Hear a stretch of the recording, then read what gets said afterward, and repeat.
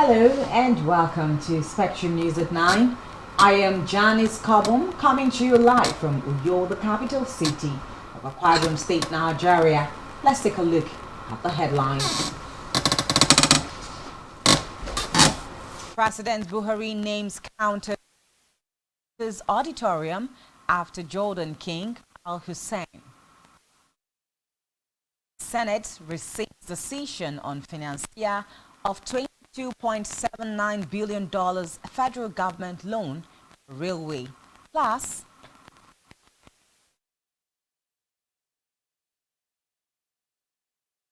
package for Ukraine in a moment.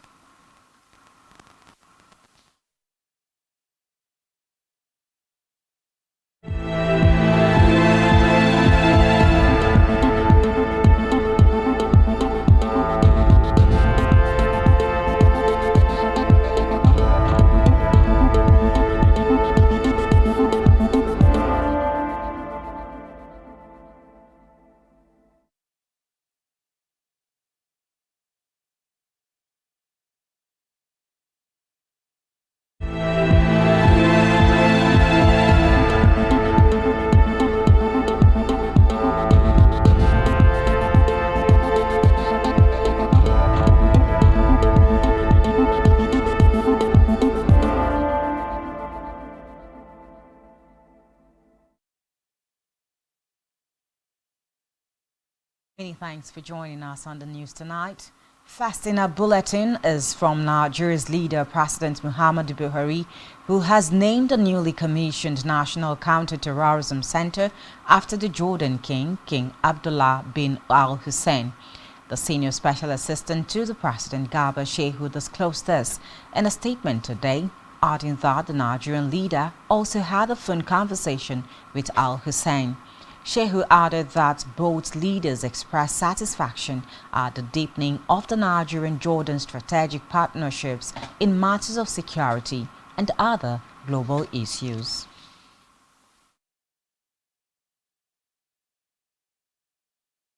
In another development, federal government says President Muhammadu Buhari has delivered on his pledge to leave behind a legacy of free, fair and credible elections in the conduct of the 2023 polls. The Minister of Information and Culture, Lai Mohammed, stated this in Washington, D.C. during his official engagement with some international media organizations.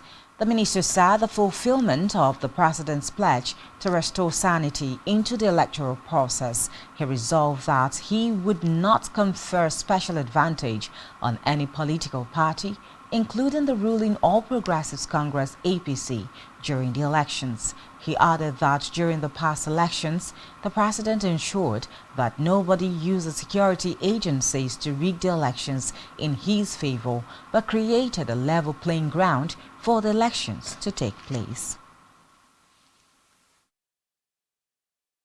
Meanwhile, the Bureau of Public Service Reforms (BPSR) has urged the Nigerian Maritime Administration and Safety Agency in IMASA to ensure safe, secure shipping, cleaner oceans and maritime capacity in line with best global practices.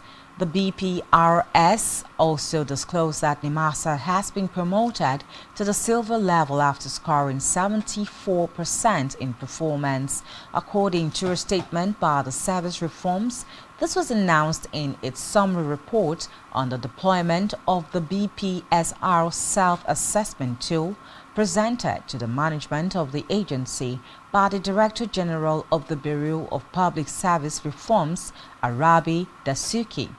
The statement further said that the Maritime Agency had also been promoted to Level 2, which implied that the agency's performance met expectations in essential areas of responsibility, resulting in an overall quality of work that was generally good, with the most critical organizational goals met.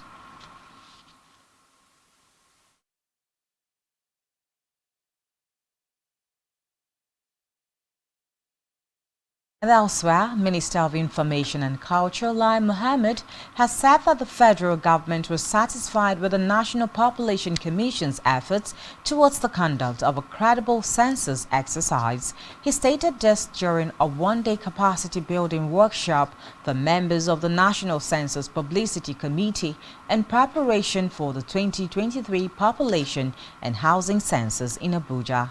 Mohammed, who was represented by the Director General, National Orientation Agency, Garba Arabi, said the federal government is optimistic that the MPC would deliver a census exercise that will meet international standards. Well, the federal government has admonished the presidential candidate of the Labour Party, Peter Obi, against inciting people to violence over the outcome of the presidential elections. The Minister of Information and Culture, Lai Mohammed, gave the admonition in Washington, D.C. during his official engagement with some international media organizations on the just concluded 2023 polls. So far, the minister has engaged the Washington Post, Voice of America, Associated Press, and Foreign Policy magazine. During the interactions with the media organizations, Mohammed said it was wrong for Obi on one breath to seek redress in court over the outcome of the polls and on another breath inciting people to violence.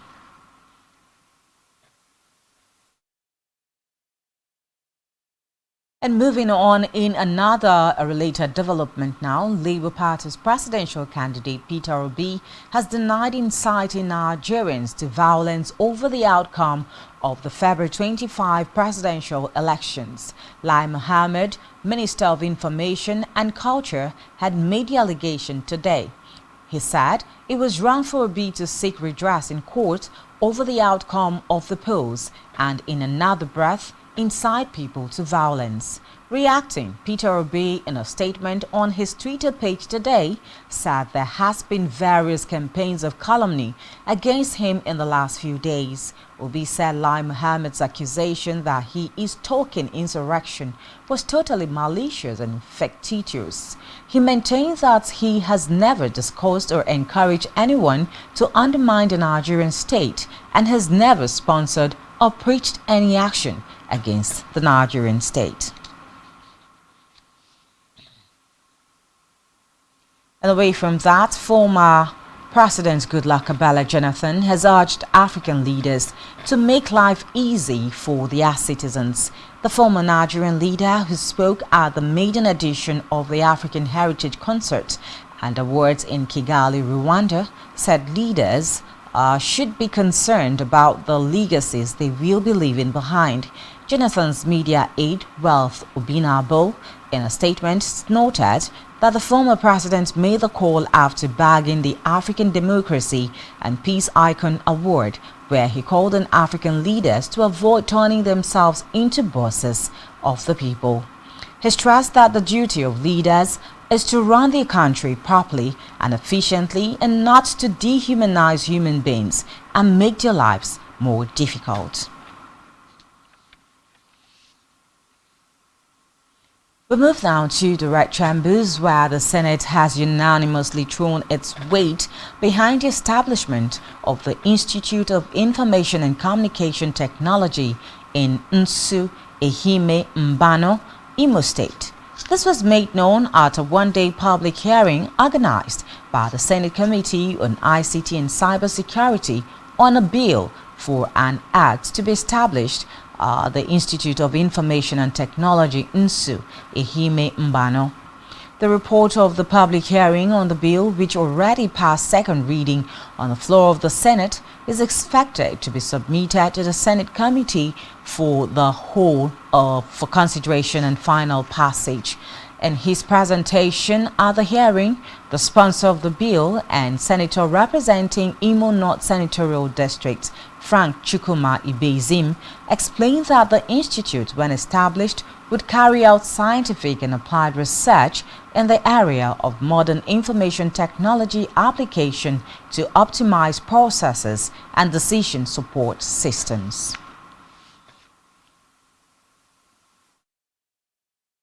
And still in the red chambers, where the Senate today amended its decision on the financier of Kaduna-Kano railway project in the country, switching from the China Exim Bank to the China Development Bank, and harmonized terms on the 2016 to 2018 federal government's external borrowing plan for the project.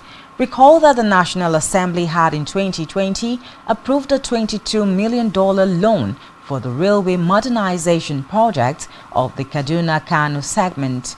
The upper legislative chamber also approved relevant conditions provided in the harmonized term sheet, which includes Kaduna-Zaria-Kano segment, China Development Bank as the financier. These resolutions were sequel to a motion sponsored by Senator Sadiq Umar, APC Kwara North, during plenary today.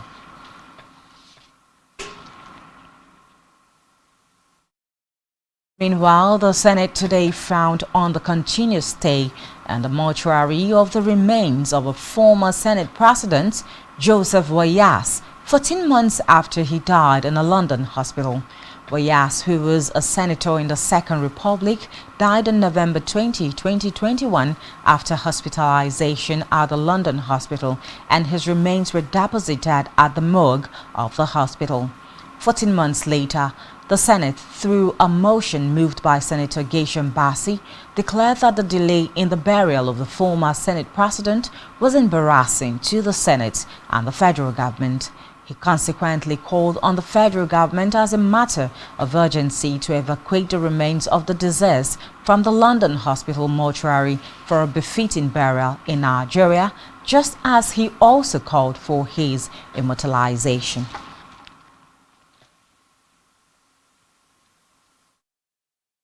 In the meantime, the Senate, through its Public Accounts Committee, has queried the State House and 557 ministries, departments and agencies (MDAs) over the failure to account for 969 billion naira intangible assets in the 2019 budget. Reports say a review of intangible asset notes to the federal government of Nigeria indicates that the sum of 969 billion naira was categorized as intangible assets without a shadow showing the classification and nature of the assets, contrary to the provisions of the International Public Sector Accounting Standard. Among the 558 agencies are the State House, Bureau of Public Enterprises, Bureau of Public Procurement, National Population Commission, Federal College of Forestry, Ibadan, Federal College of Forestry, Jos, National Orientation Agency, Bureau of Public Service Reforms, and Nigerian Police Academy, Wudili. The chairman, Senate Public Accounts Committee, Matthew Uragide, disclosed to newsmen that the proposed legislation sought to strengthen the office of the Auditor General of the Federation.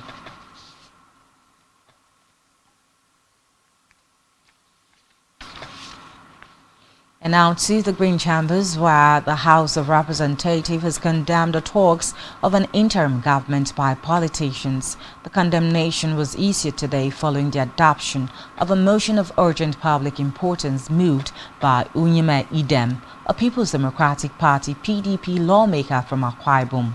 It would be recalled that the DSS had, in a statement, said Nigerians should take the threat of interim government seriously. President-elect Bola Tinubu is due to be sworn in on May 29. However, those aggrieved with the outcome of the elections have raised concerns. Idem, while moving the motion, said politicians are encouraging aggrieved persons to call for unconstitutional intervention. He described the interim government as undemocratic, unconstitutional, and unknown to Nigerian law.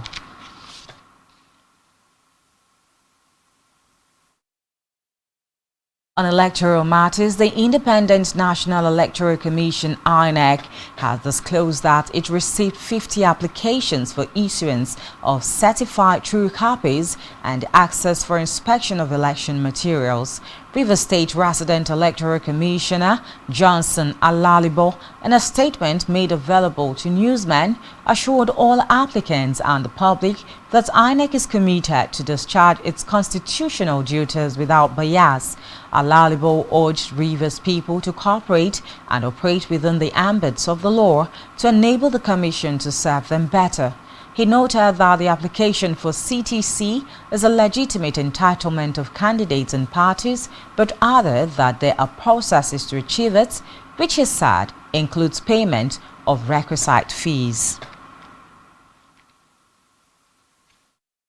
In another development, the Nigerian Communication Commission (NCC) has organized training on the use of information and communication technology in modern warfare for cadets of the Nigerian Defense Academy. The move comes as part of NCC's efforts to promote the integration of ICT into the military infrastructure of Nigeria and to enhance the capabilities of the country's armed forces in the realm of modern warfare. The Executive Vice Chairman and CEO of the Commission, Umar Dambata, disclosed this when officers cadets of Course 72 of the NDA Department of Computer Science visited the Commission in Abuja. Dambata noted that no country or military institution should take electronics combat readiness for granted, while instructing the Nigerian military to do more in that aspect. The move to security now, where the Defense Headquarters has said Nigeria is not under any threat that will warrant the deployment of United Nations troops in the country. This was contained in a statement issued by the Acting Director, Defense Information, Brigadier General Tuku Guswa, today in reaction to videos on social media showing military fighting vehicles in Nigeria branded in the color of the UN. According to the statement, the vehicles were being moved to Warri Port, from where they will join a United Nations interim security force for Abyei mission in southern Sudan. The statement was titled, "No Cause for Alarm Over Presence of UN Fighting Vehicles Equipment in Nigeria."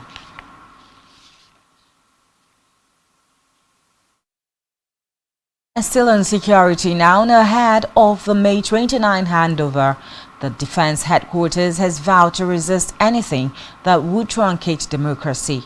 The Director of Defense Information, Tuku Gosua, stated this in an interview with newsmen in Abuja, just as the Chief of Army Staff, Farouk Yahaya, threatened to crack down on potential threats to national security. He warned the indigenous people of Biafra, IPOB, Eastern Security Network, and other fringe groups not to test the will of the military. Gusau added that the peaceful conduct of the general elections, despite the insecurity engineered by the outlawed groups, was a testament to the military's resolve to ensure the security across the country.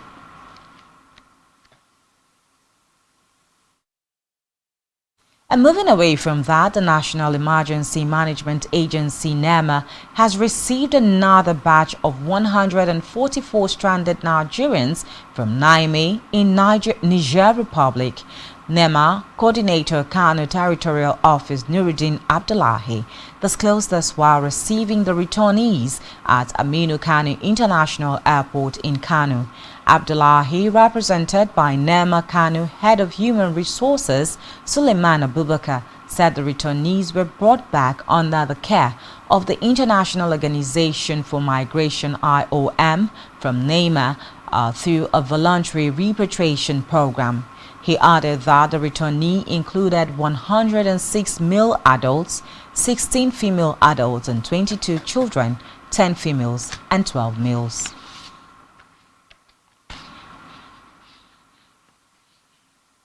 Still to come in the news. Federal government approves 173 loan apps, bars illegal online banks. Do stay with us.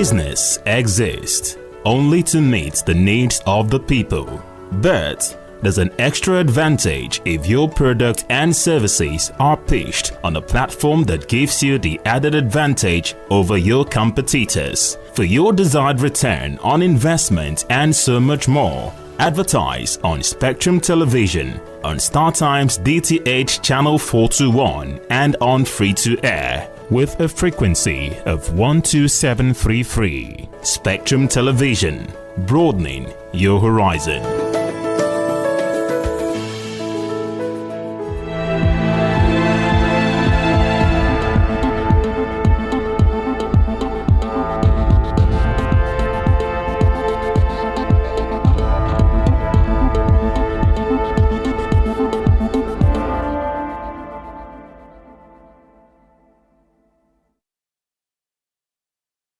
Many thanks for still being there.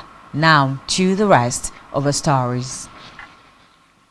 We move to Africa, where the government of South Sudan has dispatched additional 300 soldiers to neighboring Democratic Republic of Congo DRC under the banner of a regional bloc. Reports say they will be part of the East African Regional Force fighting the M23 rebel group.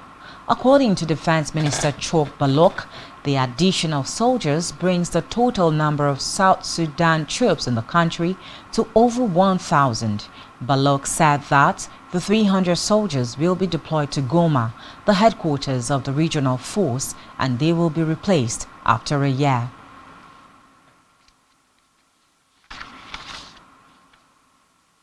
Still in Africa, Kenya is reportedly preparing to launch its first ever Earth observation satellite in what has been described as a landmark achievement in the country's space exploration efforts. Reports say Nation 1, or Taifa 1 in Swahili, is scheduled to be launched next week aboard the SpaceX Falcon 9 rocket from the Vandenberg Space Force Base in California. The Defense Ministry and Kenya Space Agency said in a joint statement that the satellite is designed to provide Earth observation data for use in agriculture, food security, and environmental management. Recall that in 2018, Kenya launched its first experimental nano-satellite from the International Space Station.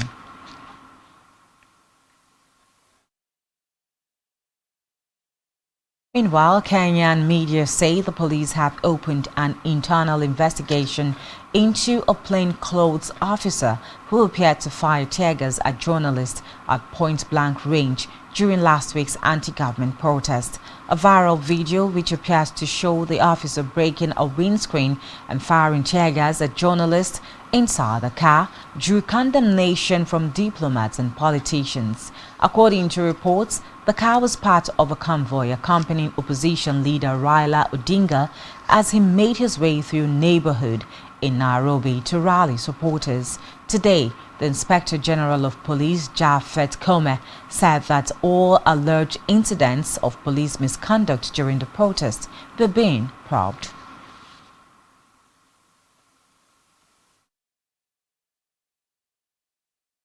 In the meantime, aid agency Medicine Sans Frontiers say far more humanitarian assistance is urgently needed in the east of the Democratic Republic of Congo.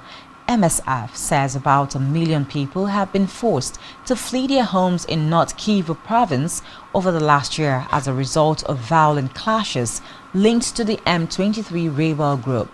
The medical charity says most of the displaced are living in appalling conditions and its teams are completely overwhelmed with increasing cases of measles and cholera. Meanwhile, several East African countries have deployed troops to eastern Congo in an effort to get M23 rebels to withdraw. DR Congo has accused the neighboring Rwanda of supporting the rebel group, a claim Kigali denies.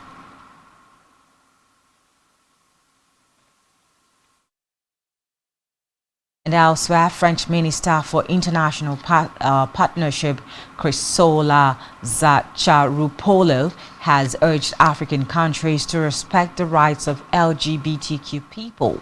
Speaking at a press briefing in Ghana's capital, Accra, Zacharopoulou said protecting LGBTQ rights were a core value, that she would continue to advocate for their rights wherever she goes in Africa. Zacharopoulou, who is on a 3-day visit to Ghana, is the latest foreign leader to push for gay rights in Ghana. Recall that last week, U.S. Vice President Kamala Harris, while in Ghana, made similar comments about LGBTQ rights being human rights. Ghanaian lawmakers are currently discussing the promotion of proper human sexual rights and Ghanaian Family Value Bill, which criminalizes advocacy for gay rights and proposes jail terms for those who identify as LGBTQ. President Nana Akufo-Addo last Monday said the bill had been modified following his government's intervention.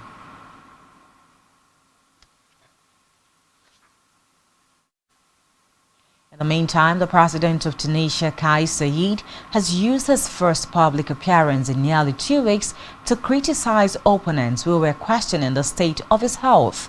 In a video posted online, the president described speculations that he was ill as utterly crazy and accused the opposition of trying to create a crisis.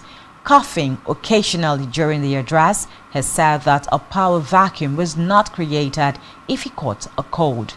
President Said has ruled by decree since seizing power in 2021 and last year forced through a law giving his office unlimited power.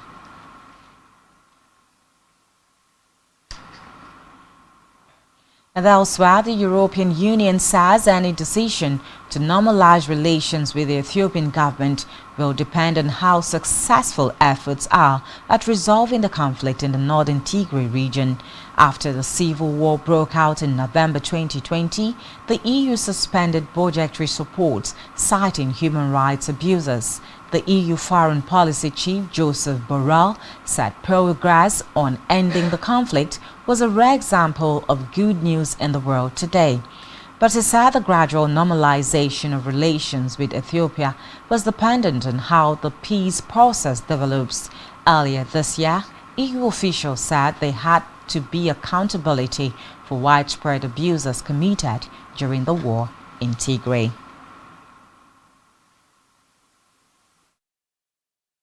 And thus, on the foreign scene, Finland officially became the 31st member of NATO today after completing ratification in well under a year, the fastest membership process in the alliance's recent history. As Western allies strengthen ties, Russia's Foreign Minister Sergei Lavrov said in an interview published today that Russia may get tough with a hostile European Union. Meanwhile, the United Nations Human Rights Council has overwhelmingly voted in favor of extending the mandate of an investigative body probing possible war crimes committed since Russia's invasion of Ukraine. According to reports, 28 countries voted in favor of extending the mandate of the Independent International Commission of Inquiry on Ukraine by a year. And still on the foreign scene, Ukraine has unveiled a 12-point plan outlining how it would reintegrate Crimea back into the country if it regained its territorial militarily. Kyiv has repeatedly said that seizing the peninsula back from Russia is one of its key war aims. The most telling details in the report by Oleksiy Danilov, Secretary of Ukraine's National Security and Defense Council, concerned Sevastopol, Russia's main port on the Black Sea for the past 200 years. Danilov also promised tough actions against Ukrainians in Crimea, deemed to be collaborations with the Russian enemy.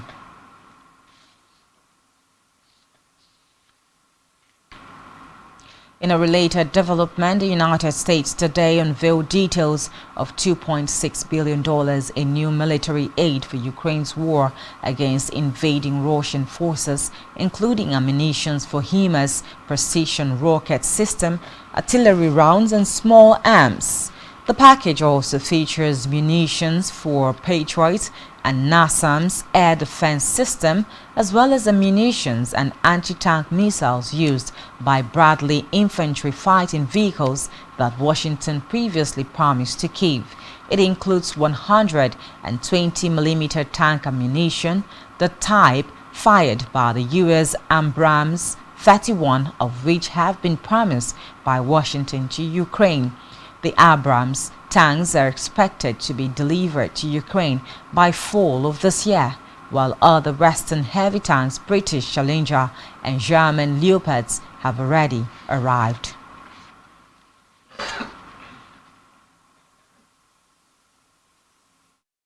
Meanwhile, French judges have ordered senior officials of the Bashar al-Assad regime in Syria to stand trial for collusion on crimes against humanity, a first in France. The order says the officials, all senior advisors to Assad, are charged with complicity in crimes against humanity and war crimes. They are Ali Malmlouk, head of the National Security Bureau of the Ba'ath Party, Jamil Hassan, former head of the Syrian Air Force Intelligence Directorate, and Abdel Salam Mahmoud, another Air Force intelligence officer. Meanwhile, French prosecutors believe the trio, who are not expected to show up for the trial or have lawyers represent them, are responsible for the death of two French Syrian nationals, Mazen Dabach and his son Patrick, who were arrested in 2013.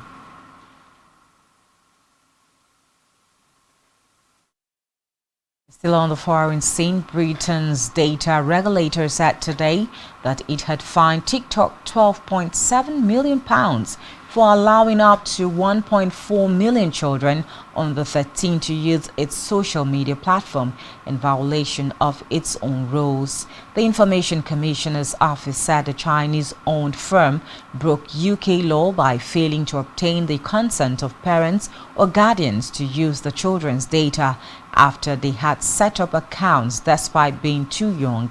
TikTok disputed the ICO's findings, which adds to its woes after a wave of bans by Western governments of the platform's use on official devices owing to fears that the data could be accessed by Beijing.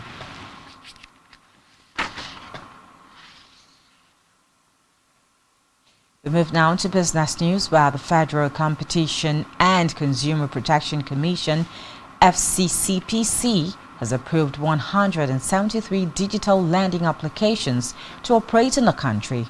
According to the Commission's regulator guidelines for digital lending 2022, the aim is to regulate the digital lending space and make registrations and approval a prerequisite for companies seeking to operate in the space, noting that of the 173 digital lending applications, 119 have full approval and 54 have conditional approvals. Reports say after shifting its deadline multiple times, the Commission adopted March 27, 2023 as the close of registration and has now released a list of approved apps that can operate in the country, adding that companies without approvals will not be able to operate in the space.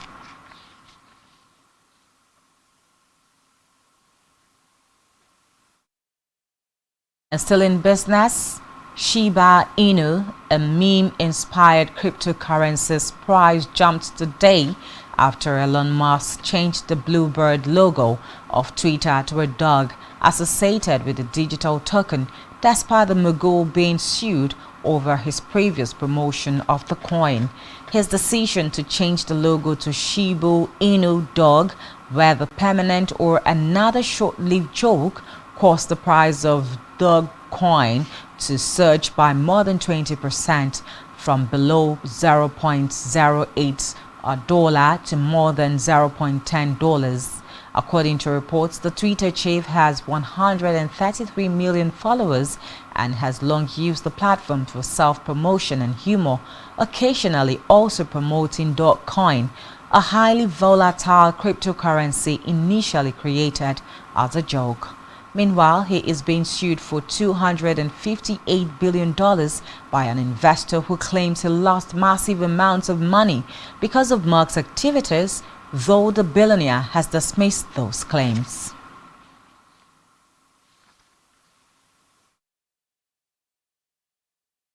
Meanwhile, House of Representatives has urged the Nigerian Ports Authority to urgently carry out holistic dredging of petroleum products, shipping channels in Nigeria coastlines due to the high cost of transporting energy products to parts of the country.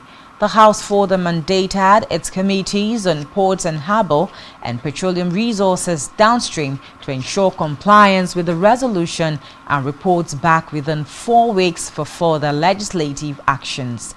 The resolution was based on the unanimous adoption of a motion moved by a member, Sergius Ogun, at the plenary today titled "Need to Reduce the Cost of Transporting Petroleum Products by Dredging the Petroleum Products Shipping Channel in Nigerian Coastline."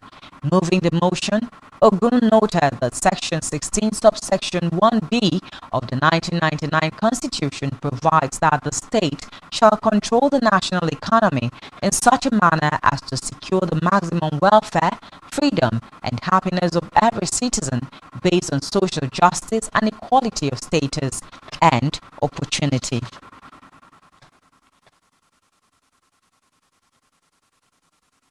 And still to come in the news, Para-Volley Federation begins preparation for African Games World Cup. Just stay with us.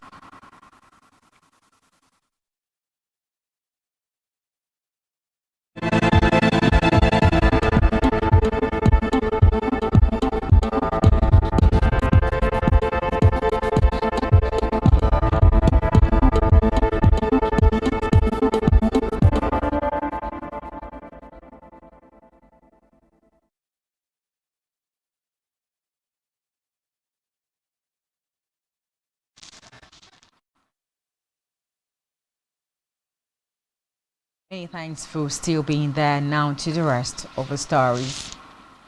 In health, the World Health Organization (WHO) in its report says around 17.5% of the adult population, 1 in 6 worldwide, experience infertility. The UN agency stated that the number of people affected by infertility calls for urgent need to increase access to affordable, high-quality fertility care worldwide. The WHO added that despite the magnitude of the issue, solutions for the prevention, diagnosis, and treatment of infertility, including assisted reproductive technologies such as in vitro fertilization, remains underfunded and inaccessible to many due to high cost, social stigma, and limited availability.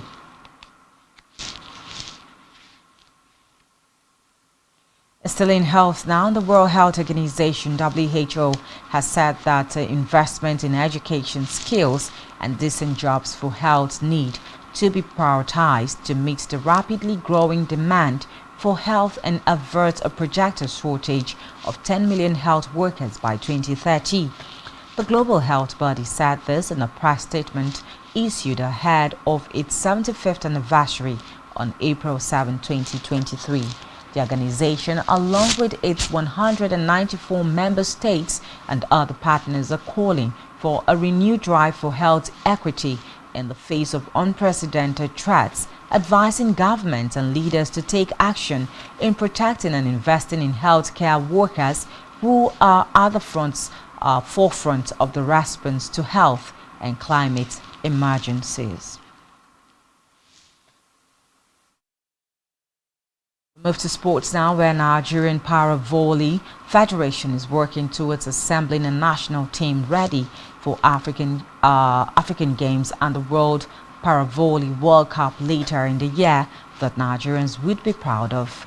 The president of the Federation, Kayode Ladele, made this known in a statement in his post-camp assessment following the conclusion of a 2-week training selection exercise for the men's national team. He said the Federation was working hard to get a team ready for African Games and the World Para Volley World Cup later in the year. He also added that the training selection exercise was conducted under the supervision of medal-winning and certified international coach Elaiti Mossad from Egypt.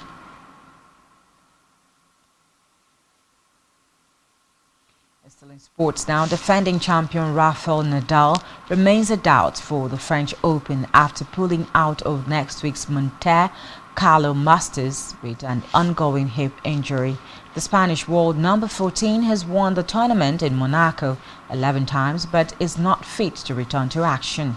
According to reports, the 36-year-old has not played since a straight set second-round defeat by American Mackenzie McDonald at the Australian Open in January. World number 2 Carlos Alcaraz is also out of Monte Carlo through injury. Meanwhile, the Spaniard, who is chasing Novak Djokovic for the number 1 ranking, has hand and back problems.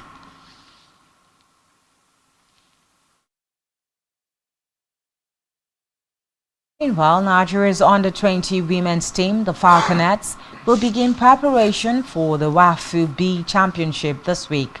The Falconets are among the 7 teams that will participate in the inaugural edition of the competition.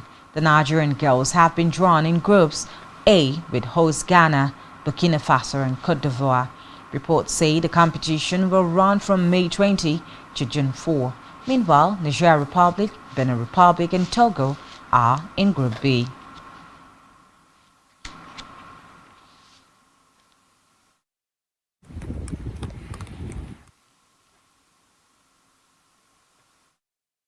We move to entertainment now, where Afrobeat star Davido has set a new record on Apple Music with his latest album, Timeless. The music streaming service said in a tweet that the album has had the most first-day streams ever for an African album. The 17-track album was released on March 31 and is the musician's 4th. The album has reportedly already broken the record for the biggest debut week on Spotify Nigeria and made the biggest first-day streams on Boomplay.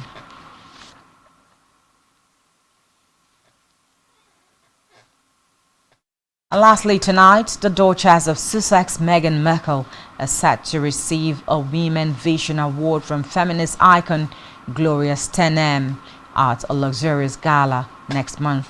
According to the president and CEO of the foundation, Teresa Younger, this year's honorees for the Women of Vision Awards is to celebrate 50 years of progress and power.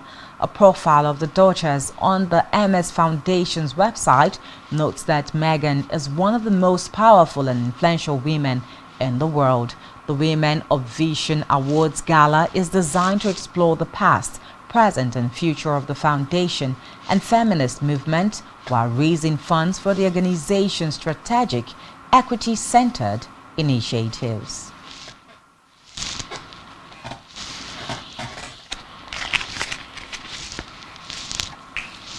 And that's all we have for you on the news tonight. Do well to ensure to follow us on all our social media handles and ensure to subscribe to your YouTube channel, all of which you can find on our website at spectrumtv.ng.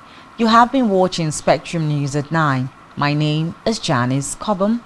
Do have a great evening.